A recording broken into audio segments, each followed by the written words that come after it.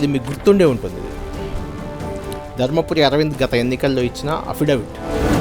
మిమ్మల్ని వెంబడించింది కవిత. వెంబడిస్తా అన్నది, వేటాడుతా అన్నది. వెల్కమింగ్ గారు దయచేసి జైల్లోంచి నామినేషన్ వేయండి. బండి సంజయ్కి అరవింద్కి ఈ మధ్య కొంత గ్యాప్ వచ్చింది అని అంటారు. నిజామాబాద్కి కరీంనగర్కి ఎన్ని కిలోమీటర్లు ఉంది, గంతే గ్యాప్ ఉంది. అంతే. గంతే. మీ బీజేపీతో అటాచ్ అయిన వాళ్ళంతా అందులోకి బయటకు వస్తున్నారు కేసుల నుంచి. Are you questioning the judiciary of this country?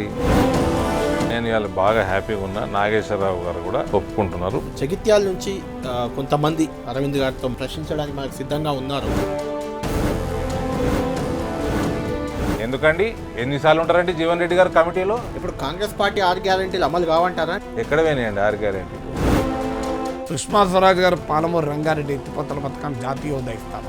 అదేళ్ళైపోయింది రాలే. ఒక్క కాగితం ఇయ్యాడు, ఆడిటింగ్ చేయనియాడు. ప్రజలకి TRS కూడా ఎన్డీఏలో చేరే అవకాశం లేదు. ఇప్పుడు చంద్రబాబు నాయుడు వెళ్ళి చేరలేదా? రేపు కేసీఆర్ అని చెప్తారు, ఎవరైనా చెప్తారు. మేము కూడా మిమ్మల్ని కమ్యూనిస్ట్ అంటారు. నేను ఏ పార్టీలో సభ్యుని కాదు, నేను ఉస్మానియాలో ప్రొఫెసర్. మీ కమ్యూనిస్టులు అప్డేట్ గారా? శ్రీలంకలో ఉన్న హిందువులకు న్యాయం చేయండి. సార్ ఆన్సర్ సరిగ్గా ఇస్తలేదు. చెప్పేది మీరు ఇంటలేరు. నేను మథుర శ్రీకృష్ణుడిది కండువ వేసుకొని తిరుగుతున్నాను. నేను జై శ్రీరామ్ వేసుకొని తిరుగుతలేను. నిజామాబాద్ బీజేపీ ఎంపీ అభ్యర్థి అరవింద్, ప్రొఫెసర్ నాగేశ్వర్లతో ఓపెన్ డిబేట్ రాత్రి 7 గంటలకు.